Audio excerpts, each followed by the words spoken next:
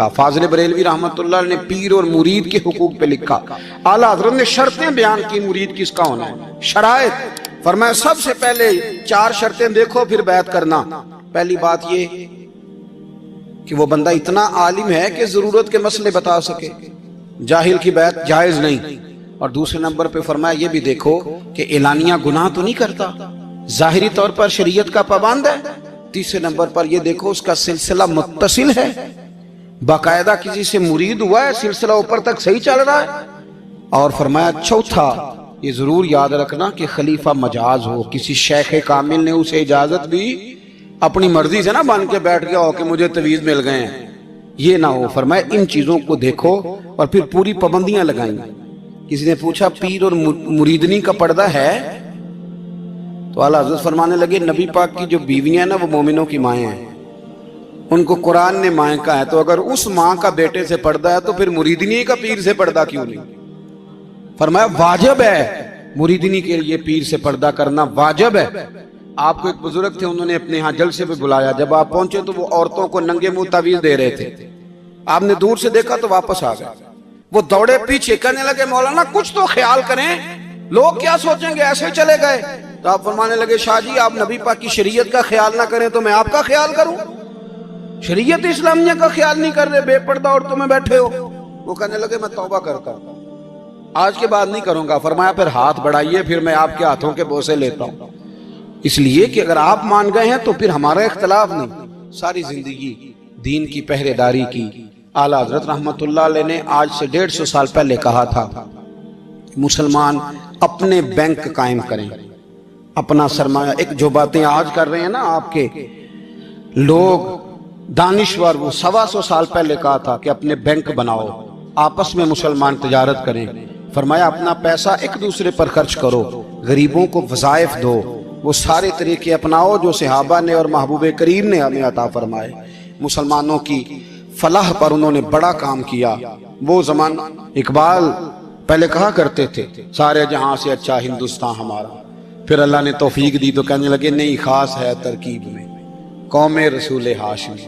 اعلیٰ حضرت اسی زمانے سے کہہ رہے تھے نہیں بھائی جو مصطفیٰ کے غلام ہیں ان کا منصب اور معیار الگ ہے, بڑی محبت سے زندگی گزاری, اللہ سے بڑا ڈرتے تھے. سید ایوب علی رضوی صاحب آپ کے خلیفہ ہیں, وہ کہتے ہیں ایک چھوٹا سا بچہ صبح صبح آ گیا, کہنے لگا حضور آپ کی کل دعوت کرنی, آ جائیں گے؟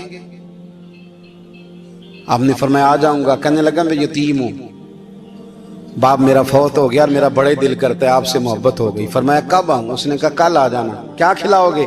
تو چنے کی دال اس نے جھولی میں ڈالی. کہنے لگا حضور میں لے آیا ہوں, رات کو بھگاؤں گا, کل آپ کو کھلاؤں گا. آپ بیمار رہتے تھے, دوپہر کو سوجی کے بسکٹ کھایا کرتے تھے. سید صاحب کہتے ہیں جب وہ جانے لگا تو اعلیٰ حضرت فرمانے لگے اگر اجازت دو تو ایک بندہ ساتھ لے آؤں. کہنے لگا لے آؤ. فرماتے ہیں اس کے گھر گئے تو اندر بیٹھنے کی جگہ بھی نہیں تھی. 1000 کتاب کے مصنف, لاکھوں کروڑوں مریدوں کے پیر, امت مسلمہ کتنے بڑے لیڈر. کہتے ہیں اس نے نا باہر گلی کے باہر دروازے کے باہر چٹائی بچھا دی. کہنے لگا حضور اندر جگہ نہیں ہے, میری اماں ہیں اور آپ عورتوں سے بڑا پردہ کرتے ہیں. اعلیٰ حضرت باہر بیٹھ گئے زمین, اس کو کہتے ہیں لاجپال پیر. باہر بیٹھ گئے, وہ چنے کی دال لایا اور باجرے کی موٹی روٹیاں. آپ کو تکلیف رہتی تھی پیٹ میں, آپ وہ چیزیں استعمال نہیں کرتے تھے, پر 1.5 روٹی کھائی. کھانے کے بعد کہا جائیں. کہنے لگا نہیں میری اماں آگ جلا رہی ہے, چائے پی کے جانا. وہ چائے آئی, جو بندہ سڑک سے گزرتا حضور جہاں بیٹھنے, فرمایا جاؤ کام کرو, دعوت ہماری ہے تمہاری نہیں, جاؤ اپنا کام کرو. وہاں بیٹھ کے کھانا کھایا. جب واپس نکلے تو اس بچے نے اجازت دی جائیے. واپس آئے تو کچھ چہرے پہ کمزوری کے آثار تھے, کچھ تکلیف پیٹ میں شروع ہو گئی. سید صاحب کہنے لگے حضور آپ نے کیا کیا, بیمار ہو جائیں گے. فرمانے لگے ایوب علی یار بیماری تو ٹھیک ہو جائے گی, پر تو نے دیکھا نہیں یتیم کا دل کتنا راضی ہو گیا ہے, کتنا راضی ہو گیا اس کا دل, کتنا وہ خوش ہوا ہے. اور فرمایا جب یتیم راضی ہوتا ہے تو اللہ بھی راضی ہوتا ہے, اللہ کے نبی بھی راضی ہوتا ہے. بڑی پرہیزگاری والی زندگی گزاری. 3 باتیں ان کی زندگی کا اصول تھا. ایک فرماتے تھے تمسک بالدین کرو, مضبوطی کے ساتھ دین کو پکڑ لو. اور دوسرا فرماتے تھے جو اللہ رسول کے دشمن ہیں ان سے ہمیشہ بچو, جو ذرا بھی کہیں بے ادبی کرے اس سے پرہیز کرو. اور تیسرے نمبر پہ فرماتے تھے اگر سکھی جینا چاہتے ہو تو عشق رسول میں جینا. لوگ کہتے ہیں نماز میں دل نہیں لگتا، محفل میں سرور نہیں آتا، ہم جب اینک تنقید کی لگا کے جاتے ہیں تو کیسے مزہ آئے گا؟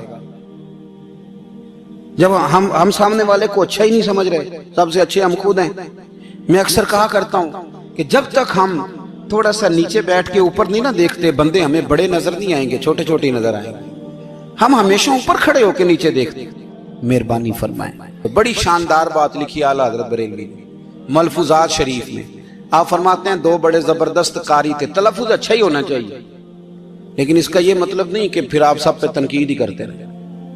اعلیٰ حضرت فرماتے دو قاریوں نے نا ایک بزرگ کے پیچھے نماز پڑھی، تو ان کے نا کچھ قواعد مستحب، کچھ قواعد ٹھیک نہیں تھے، تو کہنے لگے شہرت تو بڑی سنی تھی، پر بابے کو تو قرآن بھی صحیح نہیں پڑھنا تھا۔